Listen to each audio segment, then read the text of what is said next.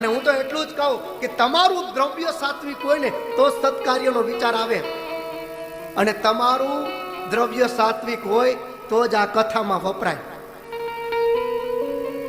બાકી લક્ષ્મી સ્તૌય તરંગ ભંગ ચપલા વિદ્યુત ચલમ જીવી. લક્ષ્મી ચંચળ છે, દરેકના ખીચામાં નથી રહેતી, પણ આપણે ઠાકોરજીના કાર્યમાં એટલે ભાગવતમાં, કથાઓમાં, બેનું દીકરીઓને ગાયના ચારામાં, આવા ભગવત કાર્યમાં જે દ્રવ્ય વપરાય ને, એટલે સમજી લેવાનું કે મારું દ્રવ્ય, મારી પાસે એ જ લક્ષ્મી છે જે ભગવાનને પ્રિય છે. આખું જગત જેની પાછળ ગાંડું છે ને, એ જ લક્ષ્મીજી સ્વયં વૈકુંઠમાં એ નારાયણના ચરણોની સેવા કરે. જેટલા બદ્રીનાથ ગયા હોય એને ખબર છે કે બદ્રીનાથમાં લક્ષ્મીજી પણ બારોબાર ગોરડી બનીને તપ કરે, અને બદ્રી વિશાળ ભગવાન ત્યાં તપ કરે છે.